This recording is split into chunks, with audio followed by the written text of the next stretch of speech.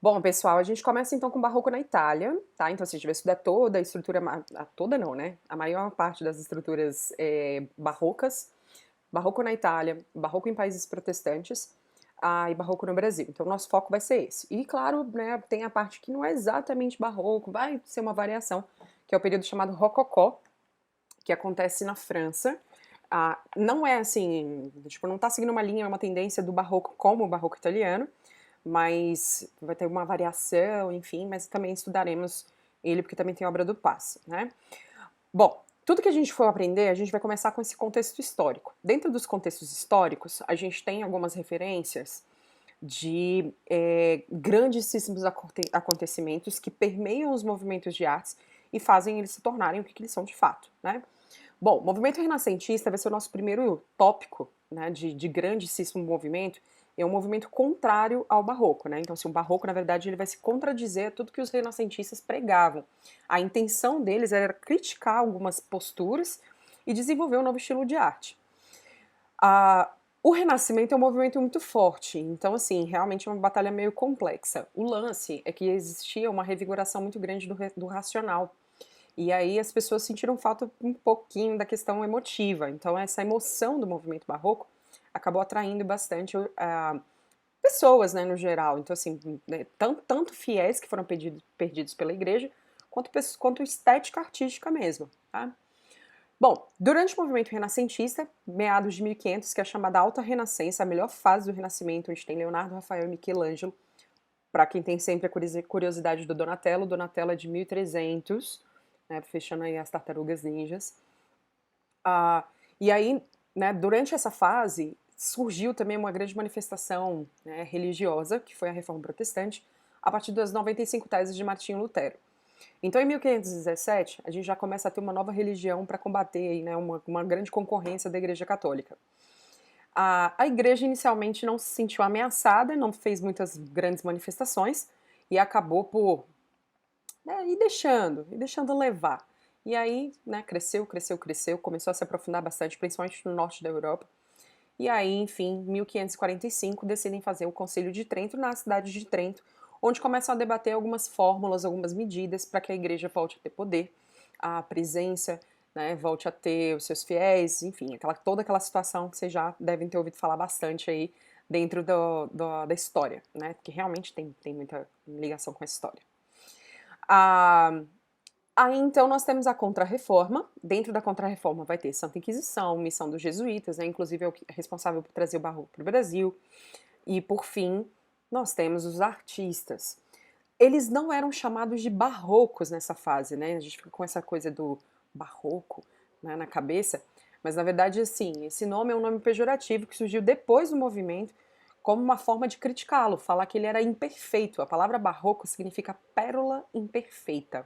Tá? Essa é a definição mais aproximada do significado do nome, tá? Não tem exatamente né, um nome literal.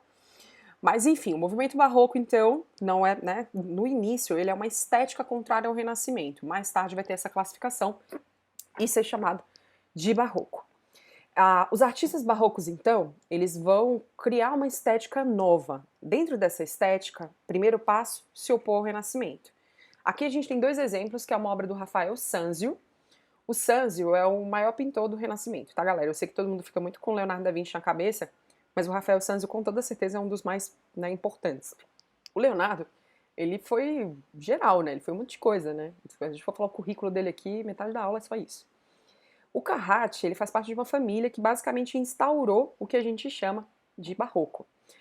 Se a gente for olhar essas duas imagens, existem algumas coisas que se contradizem, né, que é justamente esse processo de uma desconstrução do movimento vigente que era o Renascimento. Então nós teremos obras mais sombrias, né, ó, peraí, vocês estão analisando, então vai ser, não sei como é que vai ser, se vai ser projetado espelhado para vocês. Mas aqui do lado esquerdo nós temos o Rafael Sanzio, do lado direito nós temos o Aníbal Carracci, porque ele tem um irmão chamado Augustino. E aí eu fico trocando, né? Meio Agostinho Carrara quase, né?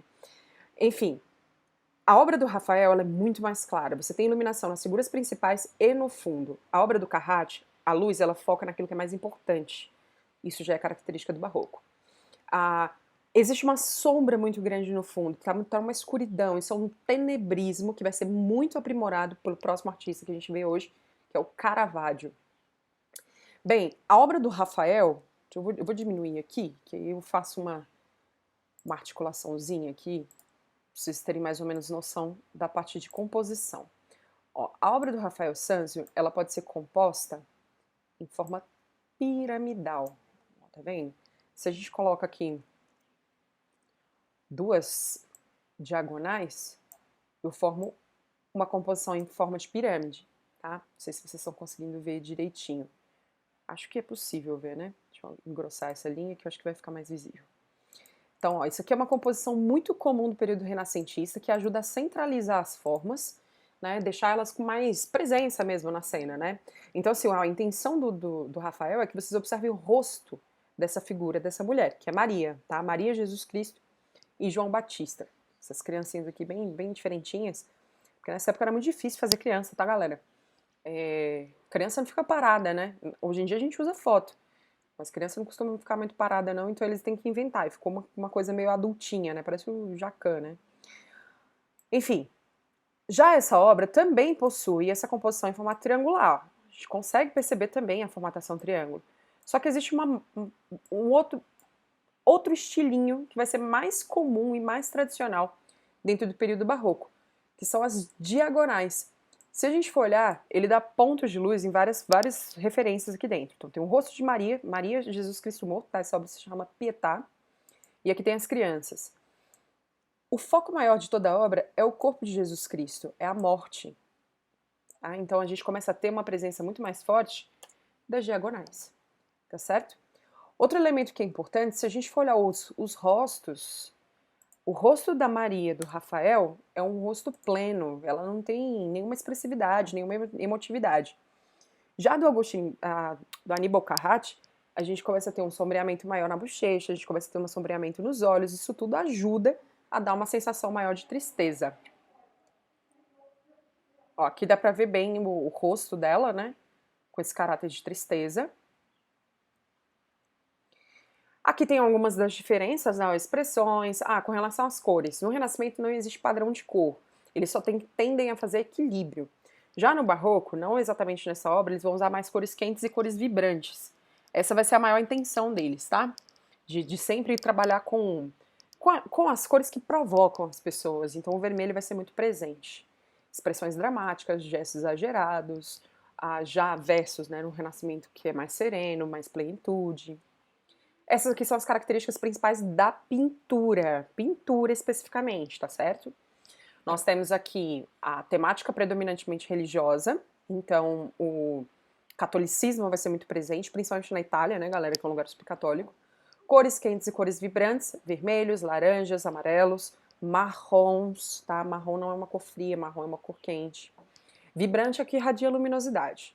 Composição em formato diagonal, porque ajuda a dar dinâmica, obras dinâmicas, com movimento, com ação. A maioria das obras do Barroco, elas te entregam alguma informação importante. Então é como se você tivesse todo um teatro acontecendo e tadã, tem um momento, tá? Luz contrastante, então você tem sempre uma luminosidade muito forte versus uma sombra muito forte, gestos e expressões exageradas, caras e bocas. Aqui tem um exemplo maravilhoso, né, que é essa obra do Caravaggio. Esse aqui é, ó, gente, Michelangelo Meriti da Caravaggio. Caravaggio é o nome, é a região da que ele nasceu, mas ele não é chamado de Michelangelo, não chamem de Michelangelo, porque senão vocês vão se confundir com o artista do Renascimento. Na verdade, esse Michelangelo, ele é mais conhecido como Caravaggio, beleza? Caravaggio era o maior pintor da época, ele foi o maior artista do Barroco, com toda certeza. Todas as características de uma obra barroca vocês encontram aqui. Vocês percebem a presença dela, dos elementos. Ó, luz contrastante, uso de cores quentes e cores vibrantes, gestos e expressões exageradas, tudo bem presente. E a composição em diagonal, conseguem perceber? Ó, composição em diagonal. Como que eu reconheço uma composição de uma obra de arte? O primeiro ponto é reconhecer aquilo que chama mais atenção. Nós temos essa senhorita aqui, que é a Judite, tá? O nome dessa obra é Judite decapitando Holofernes. Judite, ela tá vestida de branco, que já ajuda bastante nessa interpretação visual.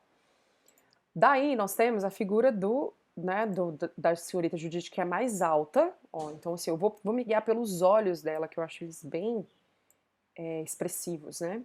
E aí, olha para onde ela nos guia, tá? Essa partezinha aqui, né, onde tem o rosto dele, com toda certeza é o que a gente chama de clímax da tela, é o elemento fundamental. E vejam a composição, formato diagonal, que dá uma grande movimentação para a tela, tá certo? Então, ó, então, existe essa diagonal traçada pelos corpos dos personagens principais. Tem 3 personagens. A senhora, que está aqui do lado dela, ela não é uma personagem principal, é uma secundária, né? Aqui dá pra ver bem as expressões de cada uma. Eu gosto de mostrar a Judite porque, sei lá, uma vez uma prova eu coloquei que ela tinha uma expressão serena e os alunos colocaram como se fosse verdadeiro. Gente, ela não tem expressão serena de maneira alguma, tá? A, a sensação que eu tenho, como sensações elas são muito subjetivas, a sensação que eu tenho é que ela tá com nojo, ela tá enojada, tipo, podre, né? E aqui do lado, nós temos a senhora que tá com uma cara bem odiosa, né? Tá desejando muito que essa cabeça seja arrancada. E ele tá com uma cara de quem tá perdendo a cabeça, nada mais justo, nada mais perfeito de ser representado. Ok, todo mundo sempre fala, né? Esse sangue é um sangue sem vergonha, esguichando aí. Mas vamos perdoar, né, gente? O cara fez toda uma obra maravilhosa, eu acho que ele esqueceu de pintar esse sanguinho e pintou depois. Essa é outra obra que eu gosto muito da composição. Quando a gente fala de composição de uma obra, sempre os elementos, como os elementos mais importantes são organizados. Nessa cena, opa, coloquei texto, não quero texto. Nessa cena, nós temos a iluminação no corpo de Davi, tá? É Davi com a cabeça de Golias. Novamente a questão dos olhos. Olha como os olhos são importantes nessas obras, como tem teatralidade, né? O olho dele faz uma diagonal para a cabeça do Golias, que é o próprio artista, tá, galera? Isso aqui é um autorretrato. E eu acho que ele foi muito, muito bem sucedido nessa composição, porque, por exemplo, ele joga esse ombro dele do lado direito da sua observação, só que aí o ombro, né, ó, do lado esquerdo da sua observação, o ombro direito do personagem, né, lembra que ele tem verso, é você, ele joga para trás. E isso deixa, né, na sombra. Se esse ombro tivesse na frente, muito provavelmente essa composição seria em triângulo, porque também iluminaria esse braço. Só que aí ele sagazmente, isso é muito inteligente, cara, para uma composição, e joga pro fundo. É muito bom. Nem que a professora é fãzinha, né? Tipo, fica babando nos artistas. É muito da hora. E esse, novamente, esse fundo escuro, aí pontos quentes, cores vibrantes, expressões. Olha a expressão do Golias, cara, é muito bom. Mais uma diagonal aqui criada pela luminosidade. Vejam que as carecas dos personagens são super bem posicionadas para dar pontos de luz. Né? Não precisa de um holofote, eu preciso de uma careca, é suficiente. Esse corpo da mulher, o nome dessa obra é A Morte da Virgem, ele encontrou esse cadáver, levou para casa e pintou. Gente, não façam isso, isso é crime. Ele foi preso por isso. Teve que se justificar que ele só encontrou o cadáver e descobriram que, na verdade, essa moça morreu afogada. Muito boa também a pintura, muito expressiva. Novamente o tecido vermelho ali no fundo como um elemento de composição. Esses elementos de composição, ó, igual presente aqui, eles ajudam a dar mais um plano, né? Tipo, quebrar o plano, não deixar aquele infinitão, né? É muito estratégico também. Se bem que é tudo muito inteligente. Essa aqui é a minha obra favorita dele, que é a Dúvida de São Tomé. Acho ela muito simbólica, muito forte. A São Tomé, num ato visivelmente de desespero, viu Jesus Cristo ressuscitado, não acreditou e aí encosta na ferida de Jesus Cristo. Toda a iluminação no corpo de Jesus, além de ter o caráter simbólico de valorizar a imagem de Jesus Cristo, né, que é uma figura sempre plena também, né, chama atenção, né, desvia o nosso olhar para essa cavucada aí na ferida. Essa obra tem composição em diagonal, mas também tem composição em losango, formando losango nas cabeças dos personagens. Isso aqui é um estudo dele, muito bom também. Tudo eu acho bom, né? É uma natureza morta, só que tá morrendo, né? As frutas estão ficando podres, as folhas estão ressecando. Eu acho lindo. Eu acho diferente. O cara tem um gosto bem peculiar, né? A Medusa, que é pintada num escudo, tem uma referência a Perseu, né? Que matou a Medusa utilizando o reflexo do escudo. Então existe uma questão de uma analogia, né, de uma metáfora, não sei qual figura de linguagem se aplica melhor. Novamente, o Sangue Sem Vergonha, dizem que isso aqui é um autorretrato dele também, né, então sim, a maioria dos textos descrevem que sim.